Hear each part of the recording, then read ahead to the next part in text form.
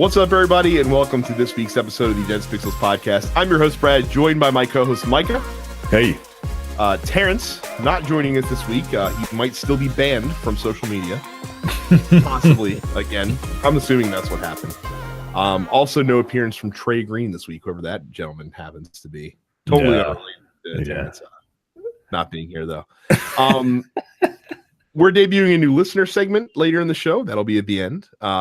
A bit of news to talk about this week. So before we get into that, I would like to talk about a game that I didn't think that I would be playing. It's actually been a lot of fun. Really? And that's Call of Duty Black Ops 4. So I've only done multiplayer so far, and I've probably played about 6 hours, maybe not 6 hours, like 4 or 5 hours so far, give or take. I've learned many things. Playing games at 60 frames per second is fucking awesome, and almost makes me wish that I had a PC to play Destiny at, so I could play that at 60 FPS. Call of Duty plays very differently than Destiny, much more differently than I remember. Even as soon as my character started moving, he had the sway. I'm like, whoa, this is weird. And I found out that whatever skill I had back in the Modern Warfare days in Call of Duty is not there now. I am pretty bad at Call of Duty. But it's been fun. It's been a good time so far. There's a lot of variety in the maps as far as the sizes go. All I've played game mode wise so far is pretty much just Control and Team Deathmatch. Team Deathmatch probably primarily what I've been doing.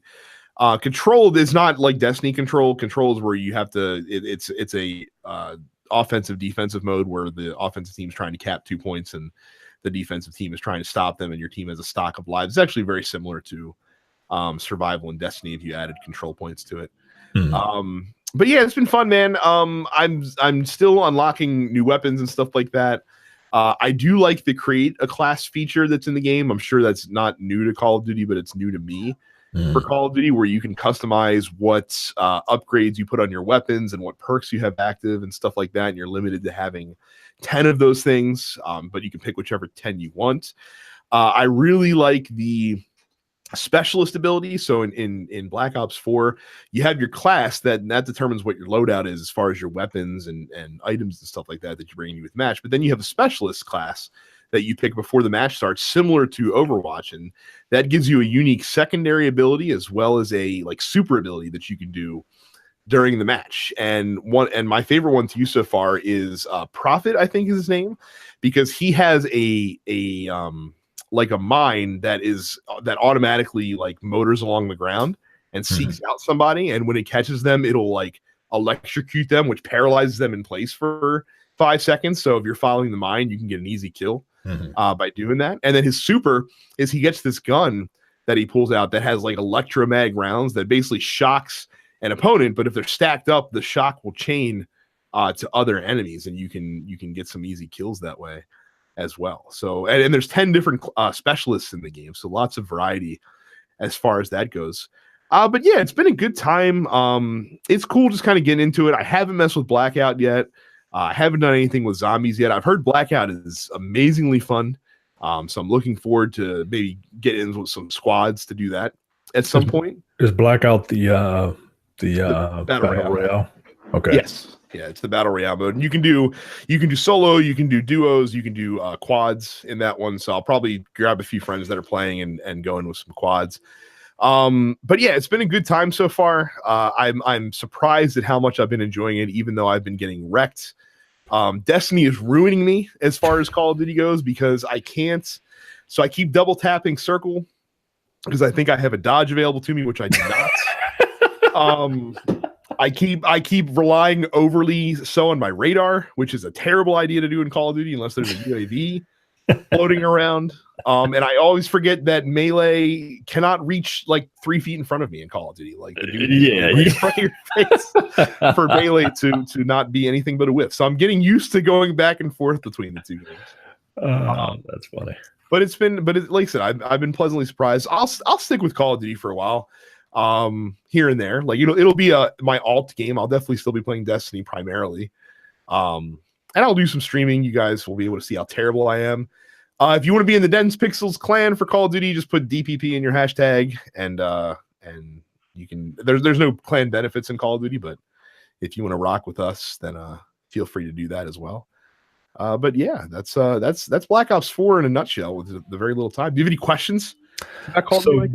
So you said you've only done multiplayer, which would imply that there is a single player, but there is no single player. No, there's not a campaign.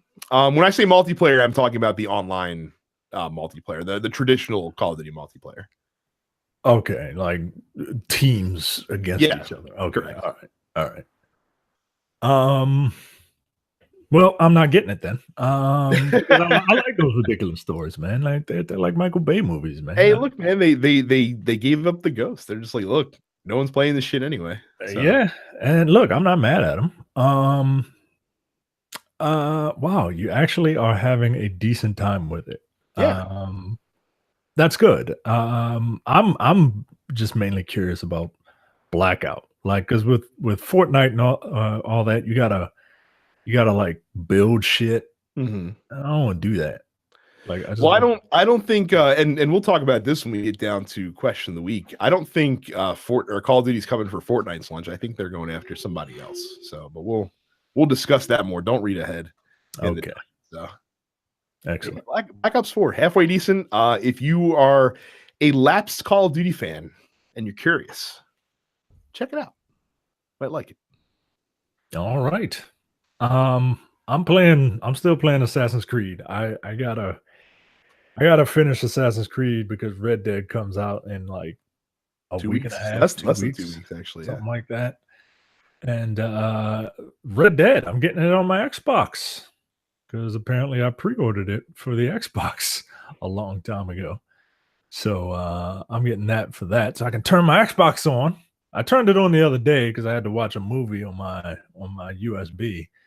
And they redid all the avatars. So all the avatars, you gotta make them new. And why is that still a thing? I have no idea. I have no idea. But you can give like your avatars prosthetics and oh, okay. That makes sense because Microsoft's really doubling down with the whole disabled gamer initiative, which is a good thing. Yeah, it's a very good thing. And I'm good with the inclusion. I'm good with the inclusion. I just don't know why avatars are still a thing. Like, I mean, I'm not disabled, but I'm sure disabled people aren't necessarily keen on the avatars in the first place. But I don't know. Maybe they are. I don't know. But that was weird. I made a guy that looks nothing like me because, it is what it is. But yeah, I'm looking forward to Red Dead. But anyway, I'm playing Assassin's Creed, and Assassin's Creed is going pretty well. But here's the thing, right? Like, it's a long game, like seriously long. If I didn't buy that XP boost, I wouldn't necessarily. It would be a grind. Like the XP boost is doing a good job at keeping me where I need to be in terms of main story missions, but it feels like the game was originally balanced with the XP boost in mind, and then they just knocked all the XP that you get in the game by 50% so that you should buy this permanent XP boost, this permanent XP boost that goes across all characters on your account for an extra $10. It sucks, man, because I paid $120 for this game and I had to pay another $10 to get that. Like it, I don't know. Ubisoft isn't slick. Like, we talk about these companies and the microtransactions that EA got caught with. Like, it's just like they're just the only ones that like really. I don't know why they are the only ones that people are shining a light on. They all do it. They all do it. All these major companies do it. And I guess I'm part of the problem because I bought into it, but I don't know, man. It just feels I feel dirty. You know what I mean? I just feel kind of dirty. Like, I don't know. And that's the thing. Like, I really like the game, but I don't know where I'd be if I didn't have that XP boost that I had to pay an extra $10 fucking for. So, look, if you don't have Assassin's Creed Odyssey, I would just get the regular edition. You probably don't need the season pass. If you don't have it by now, there's no reason for you to buy the season pass because you're not, you know, it's already a long game. And by the time whatever comes out for the season pass comes out, something better will be out, right? And but if you do get it, maybe get it used. Get it used. Used games are what, $5-10 cheaper? And then least, especially if you wait it out, be even cheaper. Ubisoft games go on sale all the time. So yeah, get it used and then spend that extra $10. And you'll be happy. But isn't that still reinforcing the bad behavior though? It is. And I don't know what to do because they're not gonna stop, right? That's what I tell myself. Right. Well, they still gonna do it. Like, me not spending this extra $10 is not gonna help, is not gonna prevent them, right? They're still gonna do it, but I don't know, man. I don't have the answer because I am legit part of the problem. That's interesting, and I've heard some people do a little bit of hand wringing over this, but it hasn't been like the firestorm that we saw from a couple of games that came out last year. Yeah, even though it seems pretty close to being as egregious, like it's not quite like as egregious as Battlefront's system was, but it's I mean, putting a wall in there that you can be like, hey, you can go through this merciless grind or give us $10 and we'll make it a little bit easier on you. That does seem a little I guess maybe because it's a single player game and there's no play to win aspect from a multiplayer standpoint. Maybe that's why people aren't. I mean, it's a single player game, right? Yeah, but it's also full priced, man. Like, and my thing is, I am a loyal person to them. They don't care about me. I bought every one of these games on multiple systems. And if I spend $120 on this game, if you're gonna like knock 50% of the XP that you gain so that people have to buy this thing, I get it. This company is in the business to make money. But if I'm already buying your $120 super duper uber, Perseus cut off Medusa's head edition, maybe you could throw that my way. Maybe you could throw 10 virtual dollars my way, and then I can decide whether or not I want to buy it. Throughout the game, they give you 200 Helix credits, which is their currency. The cheapest thing you can get in the game is 250 Helix credits.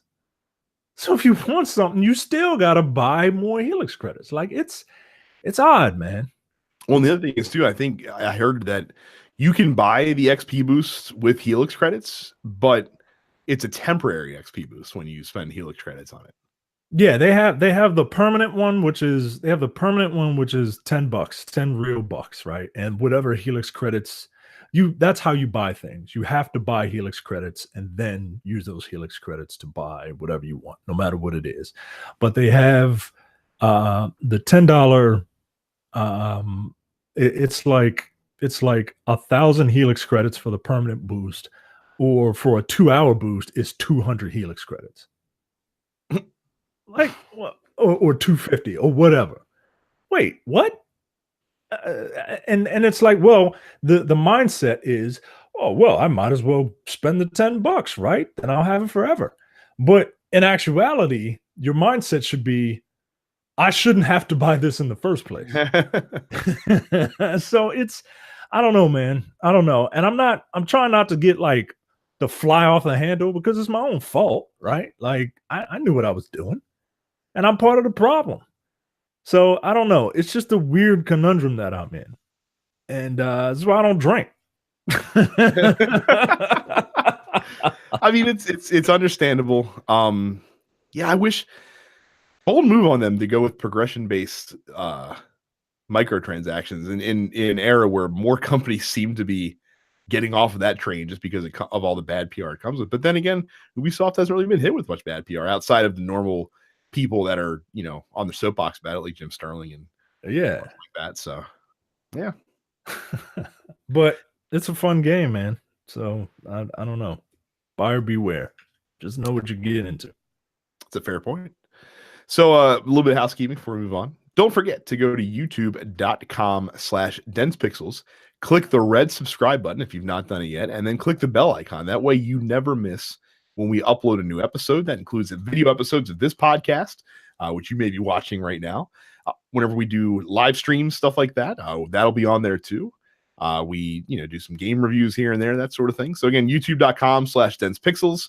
Like I said, I'm going to be streaming some Call of Duty at some point here. FIFA 19, so you guys can see me possibly waver on the line between going on tilt or not if I get fucked over playing Division Rivals and Ultimate Team. So yeah, it's a good time. Also, don't forget, if you're not a premium member of the TNP Studios Network, all you have to do to remedy that situation is go to densepixels.com/premium. Sign up today. It's just $5 a month or $50 for an entire year.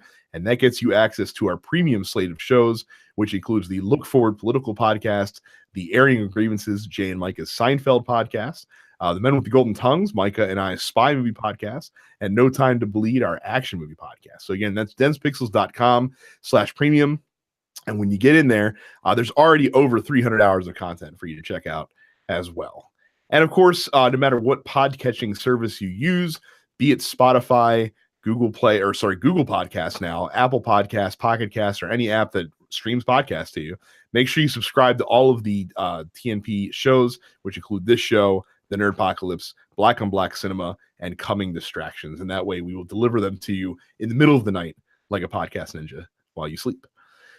New releases this week. Soul Calibur 6 coming to PlayStation 4 and Xbox One. Micah, your excitement level from 0 to 10 for Soul Calibur 6.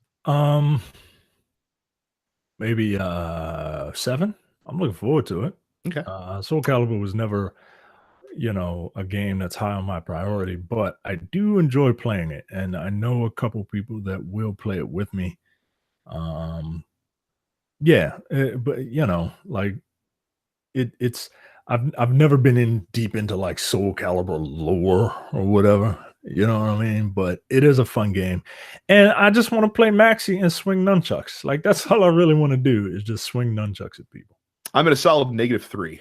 Lego DC Super Villains coming out on all platforms this week. For Honor, the Marching Fire Edition, which includes For Honor and all of its previous expansions, including the new one that's coming out, comes to PS4 and Xbox One. NBA 2K Playgrounds 2 coming to all consoles this week. Starlink Battle for Atlas, the game that's 4 years too late to the party, comes out to all consoles this week as well. This is the new Toys to Life game, and if you buy it on Switch, you can get Fox McCloud and his R-Wing as one of the toys that you can buy for it. The Hunter Call of the Wild 2019 edition, which they label as a Game of the Year edition, which I think we need to reassess our use of the term Game of the Year if the Hunter Call of the Wild has a Game of the Year version. I don't know what fucking publication gave Hunter Call of the Wild their Game of the Year seal of approval, but if it was a hunting magazine, that shit doesn't count. Stop using Game of the Year. Just say Ultimate Edition or Complete Edition, or stop using Game of the Year. I have gone from not caring about that term to fucking hating it. I don't want anyone to use it anymore. That's coming to PS4 and Xbox One. Warriors Orochi 4 coming to all consoles this week. Dark Souls Remastered comes to the Switch. The Dark Souls trilogy coming to PS4 and Xbox One. And then Jackbox Party Pack 5 comes to all consoles this week as well.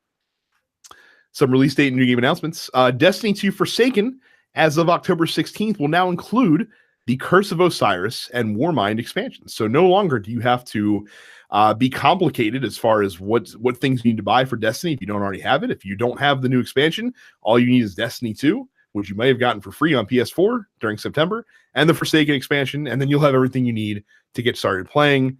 I'm actually a big fan of this change. I think simplicity in offerings is always a good thing. Yeah, Ubisoft. What? Something that nobody asked for, but it's happening anyway. Borderlands 2 VR coming to PlayStation 4 December 14th. I don't know why this is happening. I'm pretty sure they saw the money that Bethesda was making from Skyrim VR. I'm pretty sure the chart that shows the sales figures for Battleborn. They saw it going straight to hell. Yeah. Like, oh shit, we gotta recoup some money if we ever want to make that Borderlands 3. So I guess this is some sort of last ditch effort to try and drum up some capital. I can't imagine playing this game, and I played this game so much. Right, it's a 6-year-old game. Like, it's not like, you know, it's not like it came out last year and here's the VR update. No, I mean, I kind of hope it fails. This is. I mean, do you really think that they're expecting it to be gangbusters? Like the VR install base is 3 million people right now. Do you really think they're going to sell like 1.5 million? I mean, do they think that? I mean, what else is out on VR?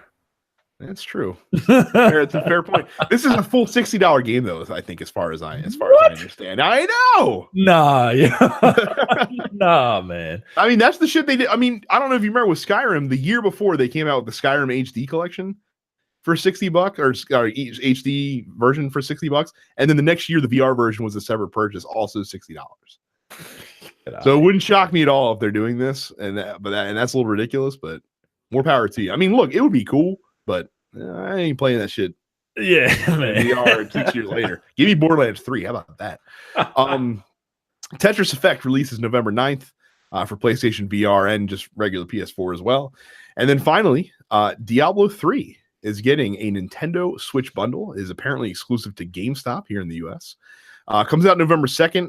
It being a Switch bundle, of course, you're still going to pay full fucking price for everything that's in there. Comes with the Switch and Diablo 3. It's $359.99. But the Switch dock is unique, and the back of the Switch system has Diablo on it, and it comes with the Diablo 3 edition carrying case for your Nintendo Switch as well. So there is that. And there were some rumors that Diablo 3 was going to get crossplay, and then Blizzard nipped that in the bud post haste.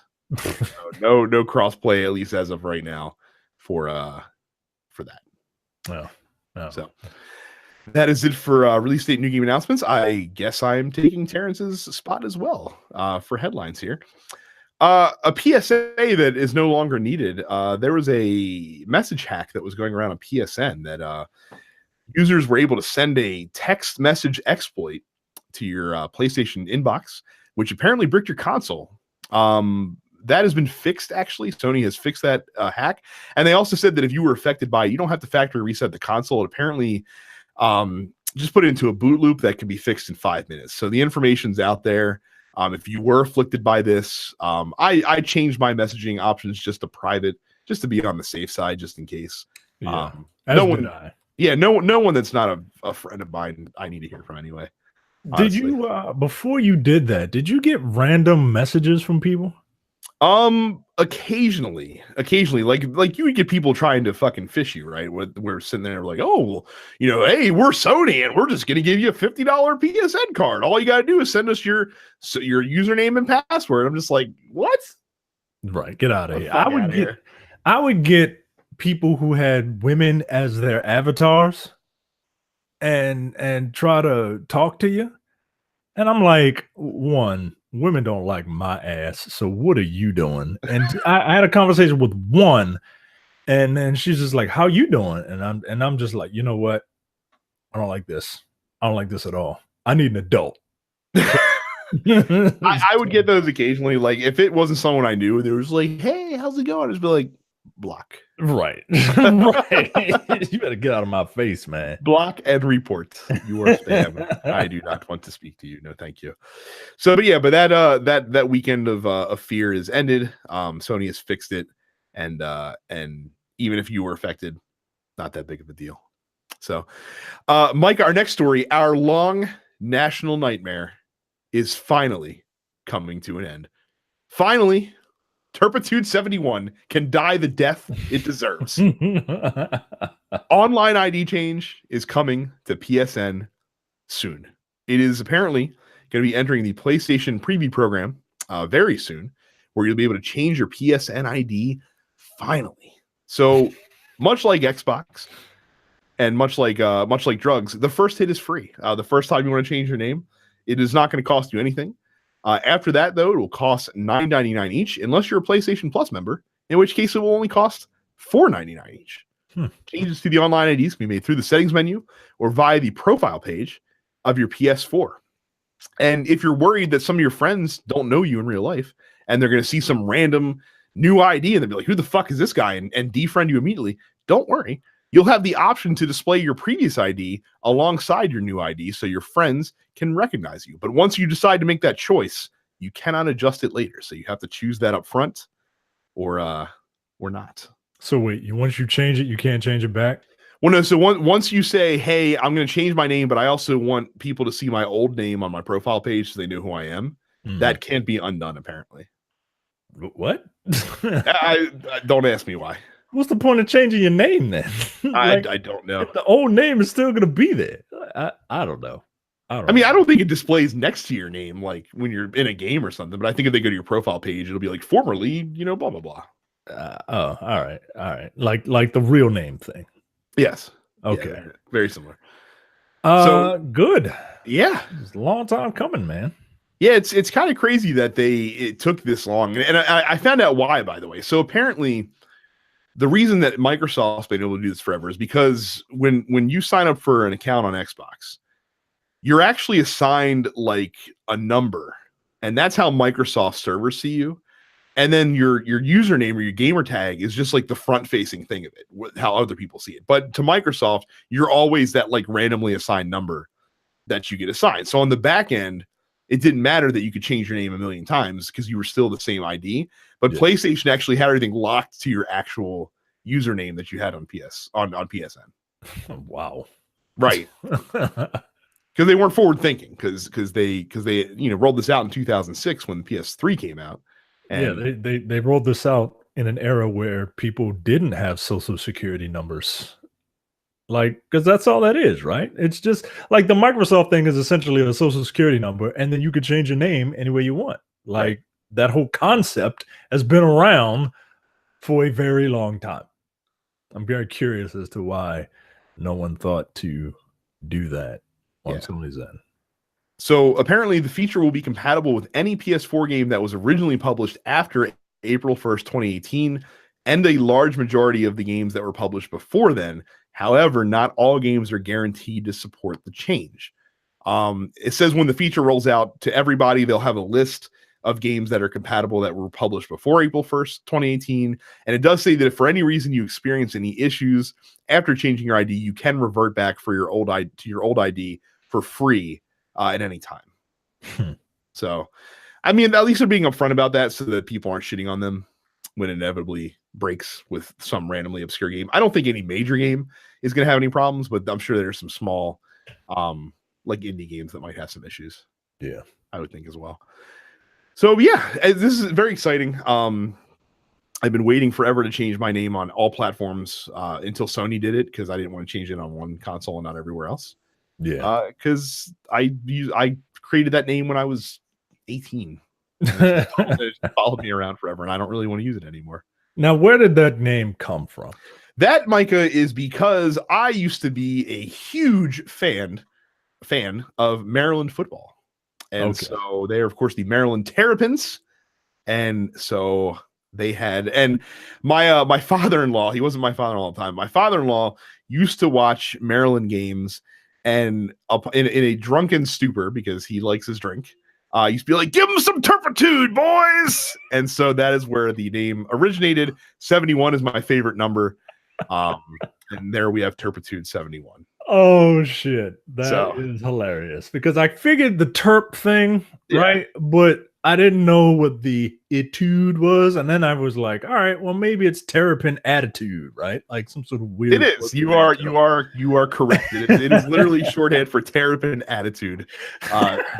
Born of my father-in-law's ranting at the television.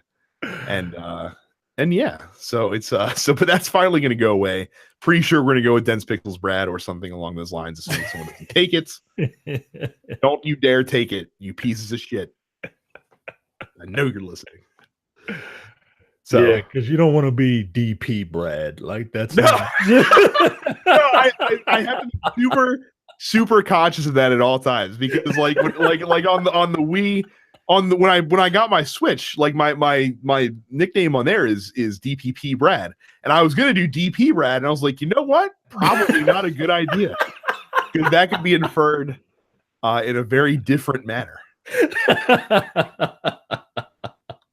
Also have to be careful, because one of the other names I like to use, and I use this in FIFA, is a play on the phrase "that's so Spursy," which is to indicate something when you fuck up something that should have been well in hand, named for my beloved Tottenham Hotspur.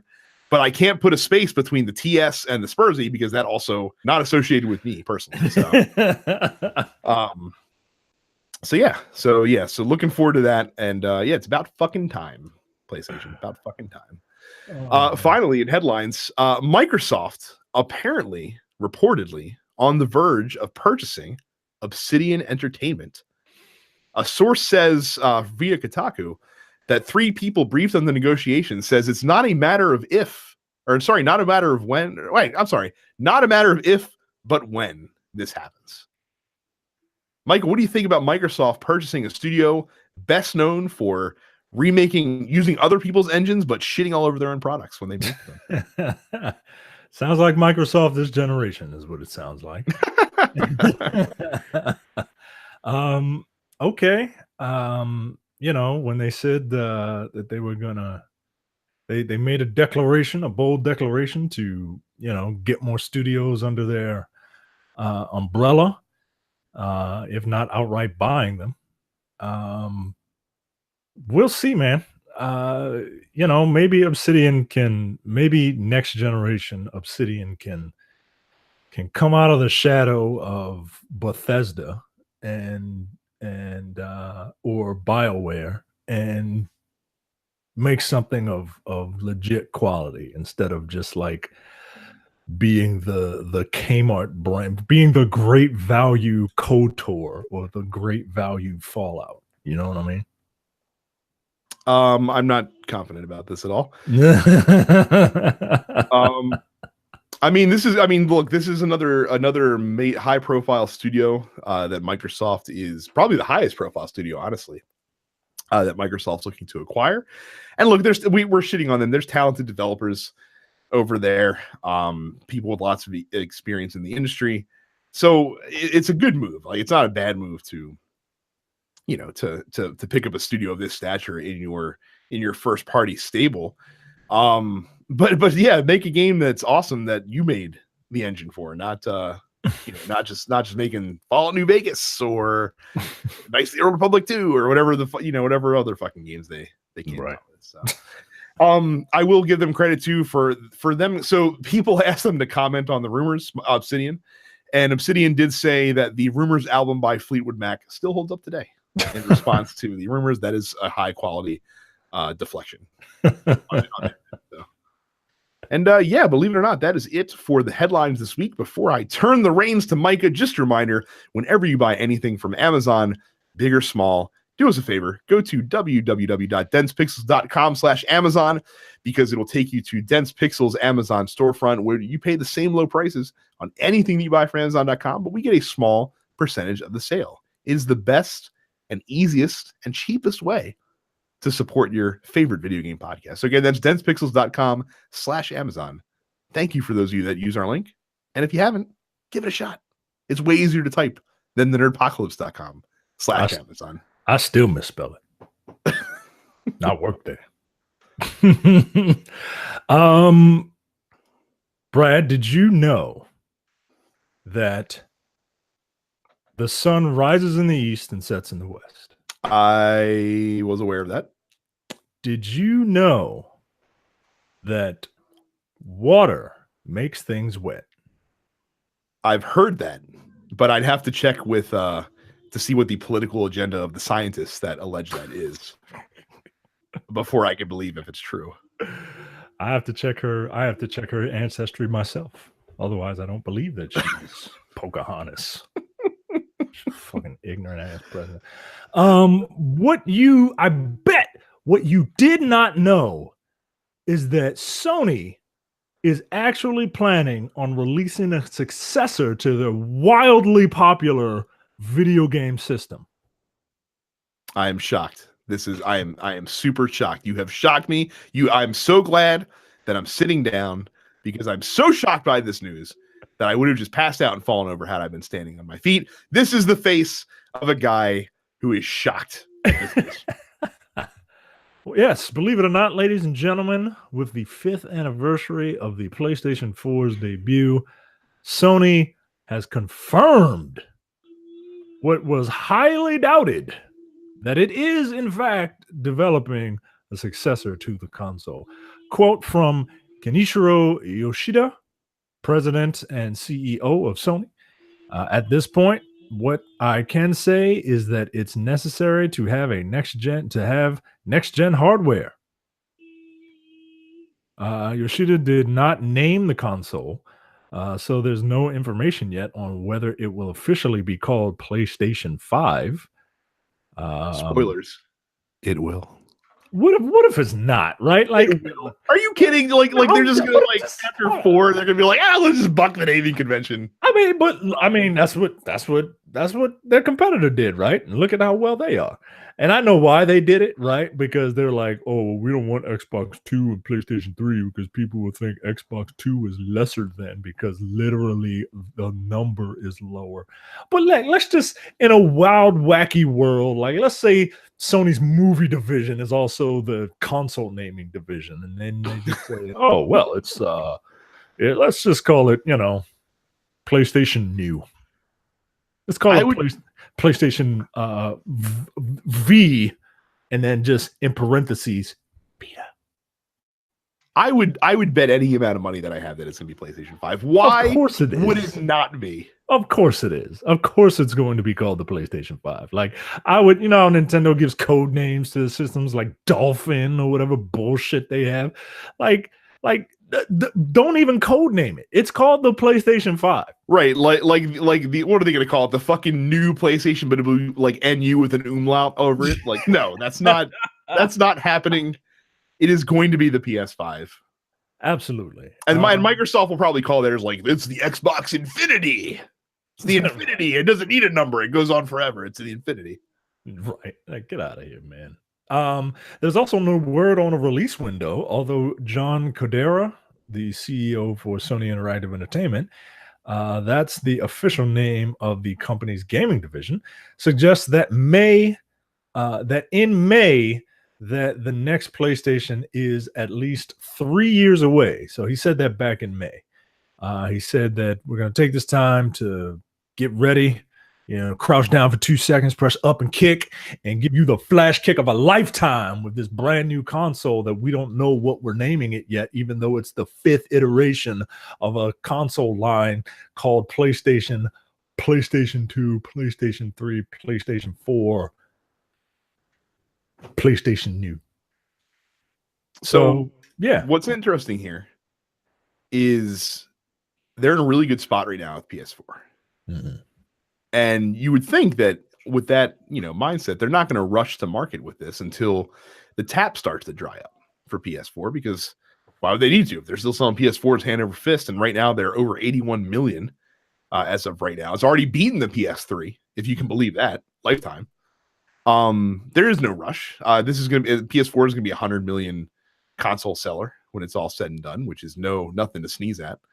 So they're not in a rush. But that being said, their closest competitor probably will be.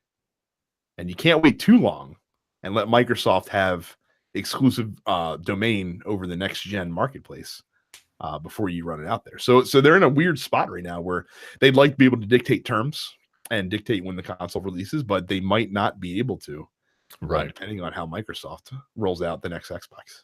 Especially because you say what you want about Microsoft, but they're not taking this line down. They're not taking this generation line down. And I won't say that they will, that I think they'll rush to market with the next box, but you better believe that thing is coming sooner rather than later. So we'll see. But yeah, I don't know why that's news. If Sony will participate in next gen. Here's what I do know. I suspected when that article released that within the next several days, I would have many let's call them uninformed individuals telling me that the PlayStation 5 would be releasing this year. And sure enough, in my travels, in my dealings with the everyman, they did. Because reading comprehension, not for everybody. No, I saw it though. No, I saw it. They said that they was making a PlayStation 5. Sir, you've been saying that for a year and a half now. But no, it's coming like now though. Like, I want to pre-order it right now because it's coming out in December. What? Get out of here. Speaking of getting out of here, that's not what Rockstar tells its employees. No, you can't get out of here. You got to keep your ass here for 100 hours a week. Look, I know sometimes you struggle with the segues. You're not the segue master like I am, but it's very good. Thank you very much. So Vulture published an in-depth look at the making of Red Dead Redemption 2, and one line in particular stood out to a number of game developers. Quote, we are working 100-hour weeks several times in 2018. Lead writer Dan Houser explained, in an industry plagued by the crunch, which is a term that describes overwork and forced, often unpaid overtime, particularly towards the end of a project, it was a disappointing revelation. Yeah, everybody, he made this comment, and he made it in a prideful way, right? Like, we are working so very hard on this. One quote, he said, if you look at the script for Red Dead 2, if you stack the 8.5 by 11 papers up, the script would be 8 feet high. Like, we're really busting our ass to give this quality game, and we're working 100-hour weeks just to make sure that this game is good for you, right? But then all that shit backfired because it's like, wait a minute, why? Yeah, to be fair to him, I'm pretty sure this interview was conducted before like the whole Telltale situation reared its head. Yeah, but at the same time, man, read the room, my guy. Right, yo. Good Lord. What were you expecting the response to that quote to be?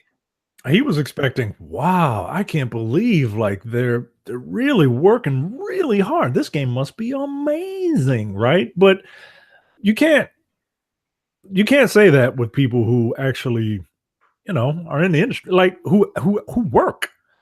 And I see a bunch of snarky ass comments from people probably of my generation who are like, well, stupid millennials complaining about a 40-hour work week. Well, one, no, they're not working 40 hours. They're working, 100-hour work weeks, collectively.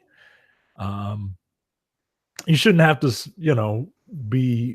you shouldn't have those limits placed on you, man. Like, and also too, this is from the same company that back in 2010 there were some reports that surfaced that said that employees working on the original Red Dead Redemption were working like 12-hour days, 6 days a week at points. Yeah, that's not cool, man. No.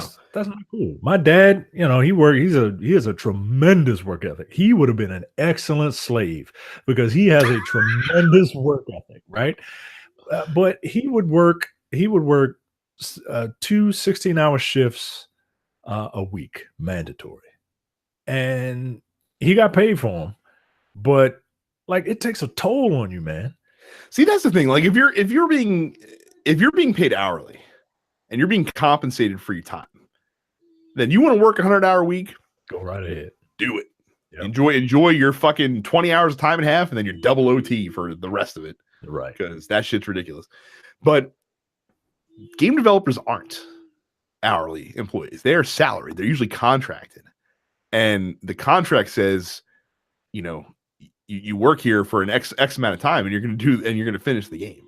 Right. Now, I will play devil's advocate. So with Red Dead Redemption 2 specifically, is being published by Take-Two Interactive. Take-Two Interactive is a publicly traded company. So they do have obligations. They have financial duties that they have to meet with their stockholders, with their shareholders, with their board. And when they set a release date and they're expecting a certain influx of revenue to come in from a game like Red Dead Redemption 2 that's coming out, they have an obligation to meet that schedule. So when they say, hey, this game's coming out October 26th, 2018, then the shareholders say, okay, we're going to go ahead and, or people that want to buy stock in Take-Two say, okay, we're going to, buy stock before, the Take-Two, before Red Dead comes out, because then when the game comes out, the stock's going to increase because they're going to be getting a shitload of money and we're going to make money from this. So in one respect, yes, I understand why you have why we have release dates in the game industry, especially for these larger companies. And they have to be that way, because if you want, continued good games coming out, AAA titles coming out, then you need continued investment into these industries. So that's why something like this has to happen. That said, this should never happen at any game studio anywhere.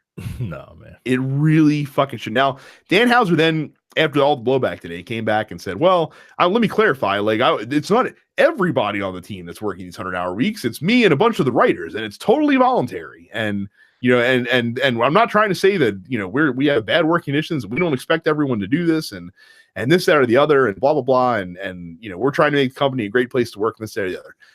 And you know what? He might be right. Maybe not everyone on the team is pulling 100-hour weeks, getting Red Dead Redemption 2 ready to go.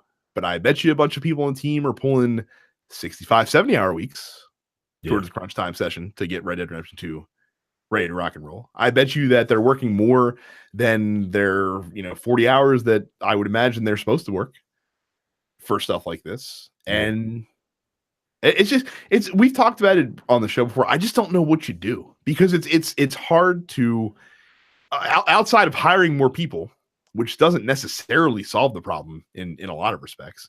Right. I don't know what you do, because you got to meet these deadlines, but at the same time, you're trying not to kill people. So what do you do? Right. Like, I don't know, man. And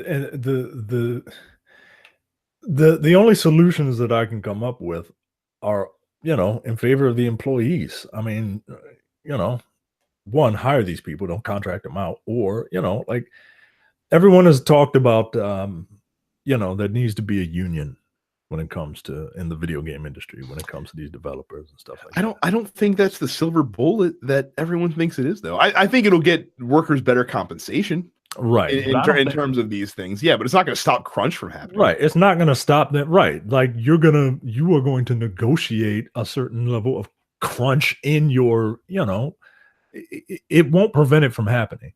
It might get you a little bit of money, but it's still going to happen. So I don't know what the solution is. And no major company is going to hire unions anymore. Like they're not going to allow that to happen. They're not going to risk a strike at, a month before the game is supposed to go gold. Like they're just not going to. So I don't know what you do, man. I don't know what you do. I mean, I see a lot of rhetoric from people that have the best of intentions, and they want to live in this utopian world, right? Where people do what they're supposed to do, and it's management's fault. It's management's fault. Well, there's always somebody above that person, man. And there's always somebody with a business degree that knows how to make money. Like people forget that these companies, they're not here to make games per se. Like the companies are there to make money. And which is why you see very little risk with major developers, just like in every industry, just like in the movie industry and in any industry. So these people are here to make money. So I just don't. You're right. I don't know what you do. And again, people are like, "Well, just hire more people," but it doesn't work that way. Like it's easy to say, "Hey, Corporation X, just make less profit." Right. But Corporation X is not going to willingly make less profit. Like that's just not going to happen. Right. Like I'm not equating, but I am equating. I'm not equating, the average person to a corporation. But you tell somebody, hey, like I do well for myself. Me and my wife, we do well for ourselves, right? Somebody tells me, hey, make less money and, maybe hire a maid or something like that. No, I'm not going to do something that will prevent me from making as much money as I can. I'm just not. It's not how we're brought up in America. I don't know, man. I don't know, because there is no easy answer, and I get really pissed when someone is just like, just hire new people, just hire more people, just hire more people so that you can fire them later. Just hire more right, people. and yeah, and to your point, that's exactly what would happen. Like you would literally be just hiring temporary contractors, and then as soon as the game comes out, now Rockstar is laying off 300 people. Right, and then they look like assholes. Crunch section, right? So you're so the other solution is, all right, well, we charge $100 for Red Dead Redemption 2. Well, right, then you ain't gonna sell fucking 30 million copies of the game when it's all said and done. Because there gonna be plenty of people out there like, I'm paying $100 for fucking Red Dead Redemption, even though those people fucking spent 200 hours playing Grand Theft Auto Online. Right, it's just the mental hurdle of spending that much money on one game. Right. It's like the whole, like people, your phone should be manufactured in America because we're American and we use these phones. And like, well, guess what? These phones already cost $1,000 and they're made in China. Like, are you going to pay $3,000 for it? No, that's a motorcycle. I'm just like, there are no easy solutions, and when people throw out some BS, all you have to do is this. Like, it really gets me upset because you don't know how the world works. No, that's the thing. Like, there's never a one shot solution to fix this stuff. It's a complicated issue. It requires a lot of nuance and it requires a lot of adult thinking. Right. But yeah, it's a tough one to solve because again, companies have deadlines they have to meet, and I don't think anyone wants to grind their workforce in the ground, and it's also counterproductive because people, when they're working that much, they're not working at the same level that they could be because people are human and they get tired, and when you can't rest and disengage and not just physically but mentally as well, then your performance is going to suffer, and they know that. But at the same time, it's like, well, but we got to get the game shipped. Right. And that's just what it is. So it's a good thing that this seems to be, it seems to have taken a turn, and it seems like there's enough people talking about it that more stuff will be done about it. But if you're saying like one day there will be no crunch in the game industry whatsoever, you are kidding yourself. Like there's no way to avoid it as long as there are hard deadlines that have to be hit for these release dates. Right. Well, we'll just don't have a hard deadline. Like it doesn't work like that, yo. It doesn't work like that. I need to make a certain amount of money by the end of June. like that's it. I need to make a certain amount of money this quarter. So there are no easy solutions. Anyway, that's it for top stories. Well, we're for question of the week, we're gonna debut a new segment that's called the Dense Pixels Post Office. So we put on our Facebook page to ask us your video game related questions, and we would curate a specific number of them and read them and answer them on the show. I know what you're thinking out there. You're saying to yourself, how is this different than what do you people want? And it's a fair question.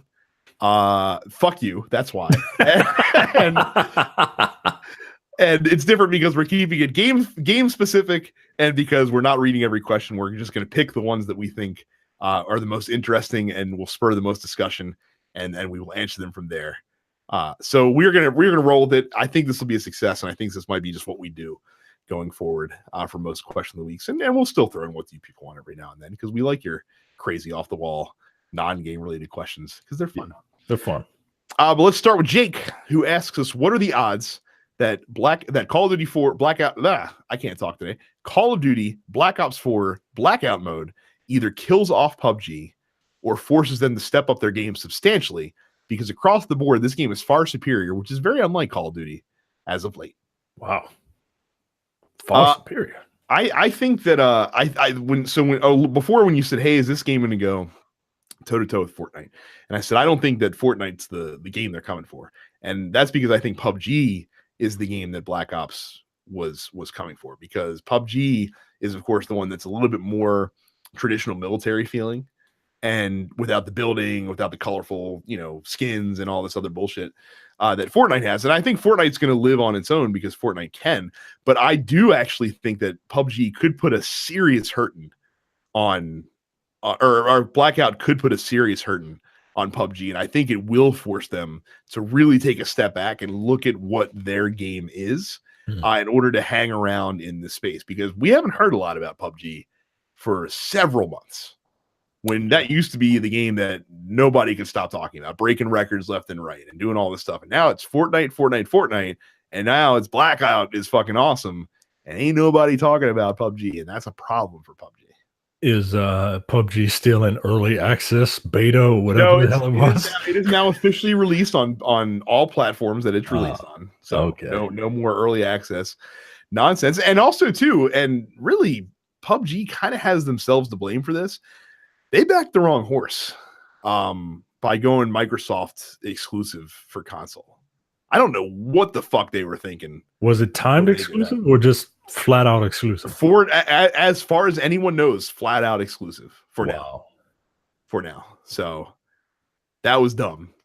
Yeah, because as much as like the hipster crowd doesn't want to admit that they're graphics whores, like we all are a little bit of a graphics whore, right? And if you take PUBG and make it look like Call of Duty, I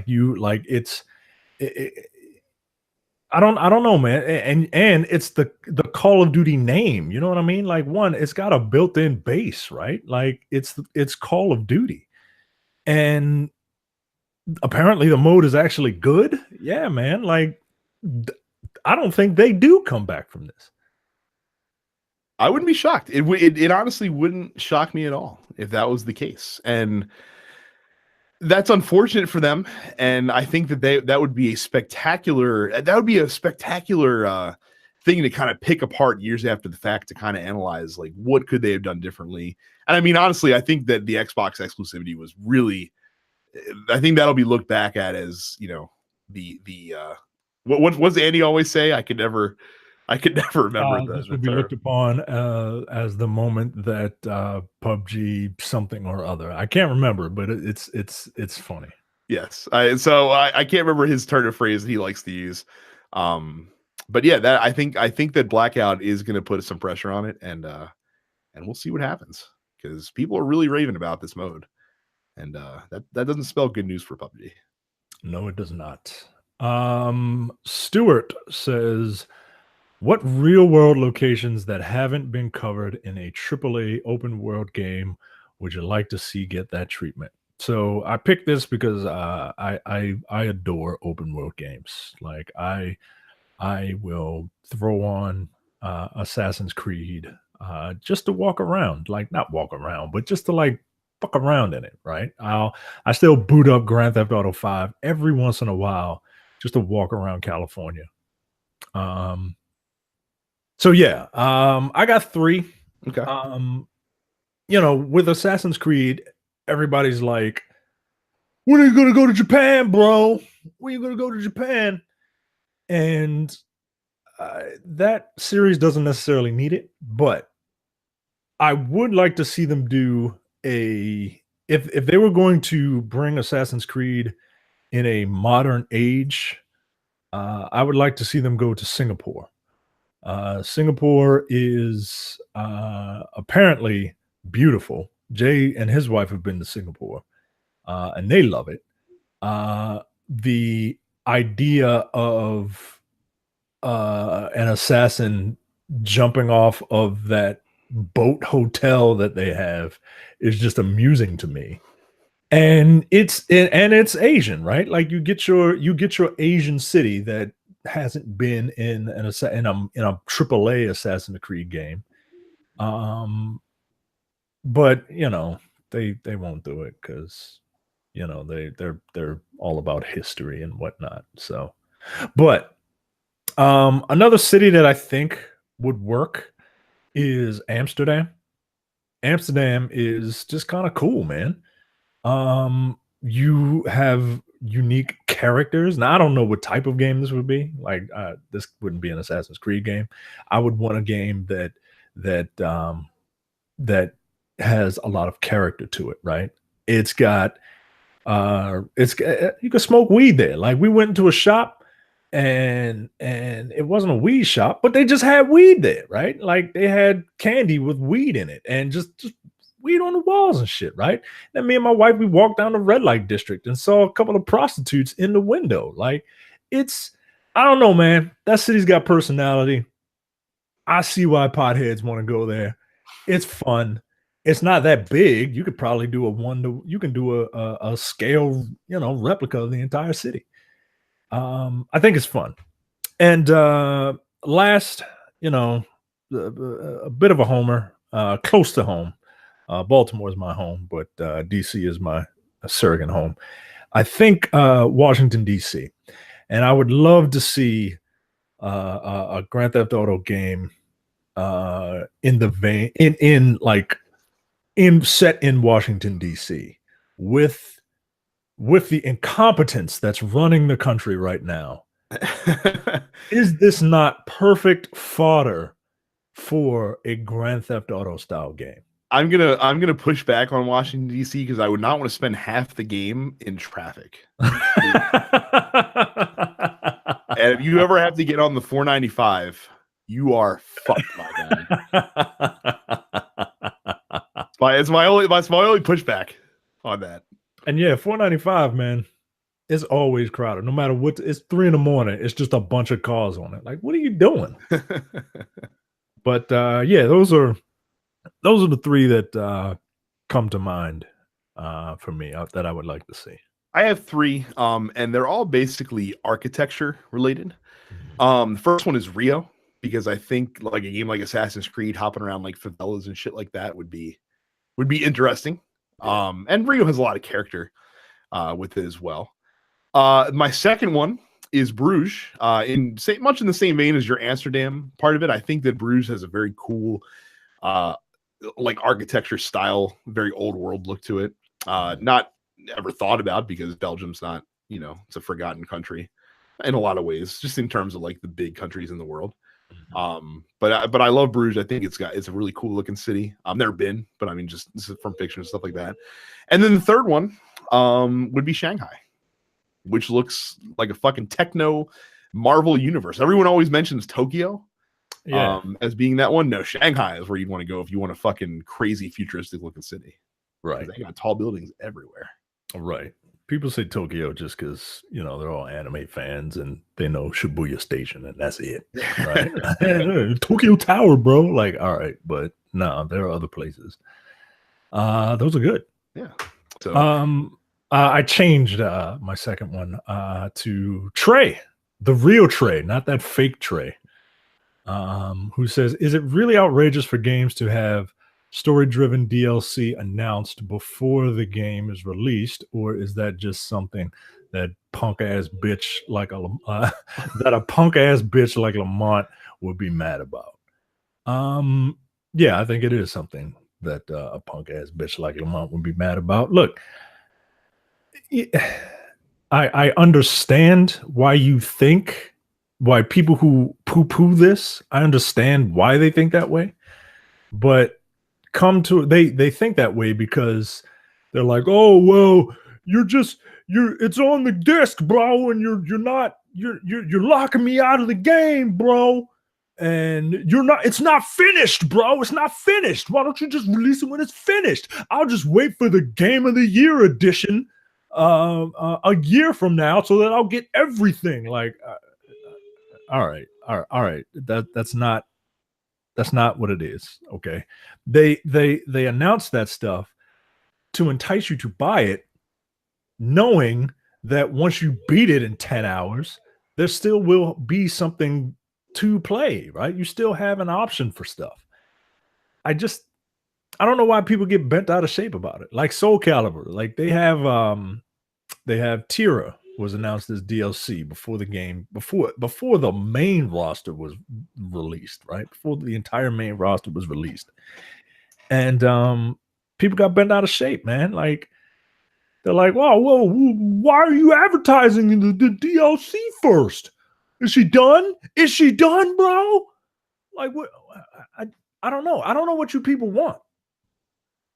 What do they want, Brad? Well, so this goes back to similar to the crunch conversation. You have to have an adult outlook on this. Look, story, especially story-driven DLC, takes a lot of time to make, and it's a weird balance between making the story DLC so that's ready to go and releasing it in a timely fashion in relation to the main game coming out. Right. Like you can't be like, all right, well, because we got to be fair, we can't start work on this DLC until after the game releases, but then it's going to take 6 months to finish it, and then 6 months later we're going to sell. Yeah, if you wait 6 months, chances are the amount of DLC you're going to sell pretty low, because 6 months is a lifetime in the video game industry, and people have moved the fuck on from your game and traded that shit in by the time you get there. So as I'm fine with it as long as it's like the one that I go back to that is the most egregious is the Assassin's Creed 2 DLC. They rip that shit from the game. Like there's literally a part in the game where you're like, oh, I got a memory lapse, and then 2 years later the story picks back up again. And the DLC was those 2 missions that you pass over. So that is literally taken from the game, and that is a thing to be justifiably upset about. But if it's story content that is either additive to the main story, like you have a resolution with the main story, and then there's new content that draws from it, but it's a new story, or if it's completely unrelated, like the Spider-Man stuff seems to be, I don't understand why you'd have a problem with that. Yeah, I don't, and that's exactly what I was thinking of, is Spider-Man. Like Spider-Man is a contained story that from start to finish, you can get everything you want out of that story without having to buy the 3 packs or whatever. And that's just like bonus stuff. But they have to let you know that it's coming, because like you said, they're not going to wait to ship the game, wait for sales figures, realize, oh, maybe people really like this stuff, then decide to start developing stuff. Like that doesn't work, man. Right. And again, this is one of those things we go back to, and some people disagree with the sentiment, and you're welcome to disagree with it. But if you want games to cost $60, you need to be willing to accept downloadable content that you can pay for after the fact. And I'm not saying that you have to buy that DLC. You're more than welcome not to, but somebody will. And a lot of people will. And the fact that a lot of people do is what allows you, the person who doesn't want to buy any additional content, to continue paying $60 for your game. Because again, companies aren't just going to make less money. Right. Like that's not going to work that way. So yeah, I don't think it's outrageous when done correctly. And again, there are times where it's not. Prince of Persia was another one that they literally put the ending of the game in post-launch content that you had to buy. That's fucked up. Fucked up, man. That's fucked up. Don't do that. But if it's additional story, if it's additive, and if it doesn't detract from the main experience, then do what the fuck you want. And if you don't want to buy it, don't fucking buy it. Yeah. Same thing with fighting games, yo. Like the people that complain the most are people who play fighting games, right? The casuals who play fighting games, who feel they're being gypped out of a complete game because a character is not included in the main roster. Nah, man. Like chances are you aren't like a hardcore fighting game person to begin with if you're complaining about this, and like just don't buy it. Or like you're an adult, like make a decision. I don't know. I don't know. It feels like people just like to complain, and I realize I say that as I'm complaining about people who complain a lot, but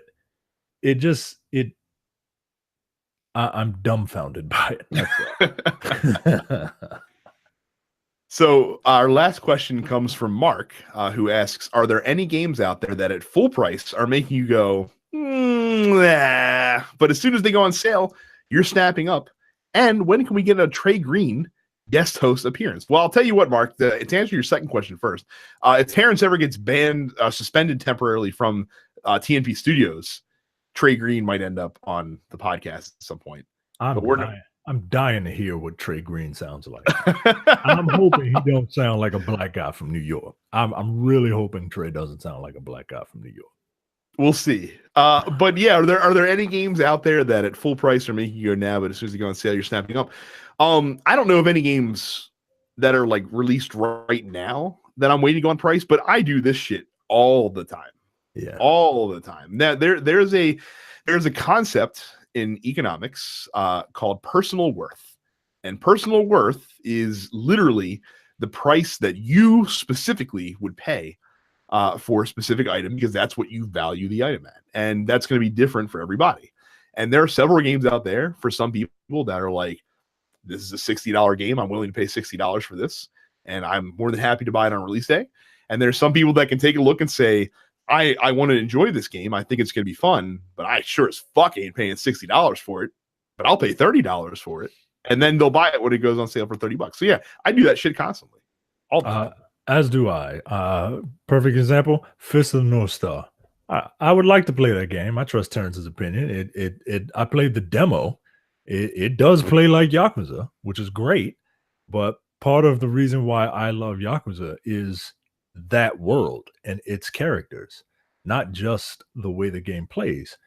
I like Fist of the North Star, but I'm not a huge fan of it. I'm not a huge fan of the whole post-apocalyptic thing. But it is fun.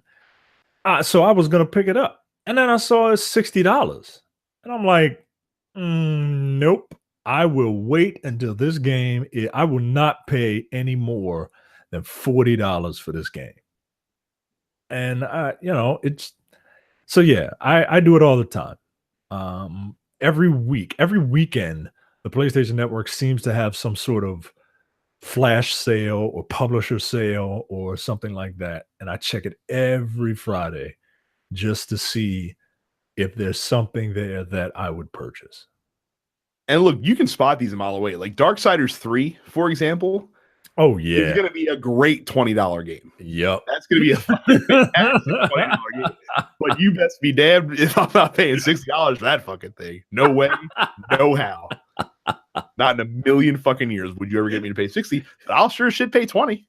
Enjoy my $20 worth out of it. You better believe it. So yeah, it's all about how you view it and all about what you think a game's worth. And look, I'm privileged enough to get a lot of stuff for free. I don't forget that. And Call of Duty is a game that I probably wouldn't have paid $60 for beforehand. But if it went down sale down to $40, yeah, I'm sure I'll buy it for $40 because I'll get $40 worth of enjoyment out of it, but maybe not 60. There you go. So excellent. I think that went really well. I think we should stick with that format because spurs some good discussion. Yeah. I enjoyed that. Solid. Hopefully you guys did too. If you did, let us know. If not, you can still let us know. We're probably still going to do it anyway. Don't forget to join our fan group, densepixels.com/fans. Leave us a 5-star review on iTunes. We'll read it on the air if you do. Don't forget to subscribe to us in all the places where we are, especially on YouTube. We're still trying to build that up as much as we can. Also, quick mention, Carrie's Extra Life fundraiser is still going on. It's coming to the dying embers. It's about 2 weeks away. She's streaming on October 27th. She will continue posting in the fan group with the information on that. So check that out. If you can donate, please do. I believe proceeds are going to the Children's Miracle Network, which is a great cause. And again, she's trying to get to her goal of $500. She's going to be playing Golden Sun. She's going to be giving away prizes during her stream. So again, check that out if you can. And yeah, that's it. Thank you guys very much for listening. We'll see you next time. See you. You're watching the Dense Pixels YouTube channel. Click the subscribe button while you're here and make sure you check out our weekly podcast where we discuss the latest gaming news and our impressions on what games we've been playing.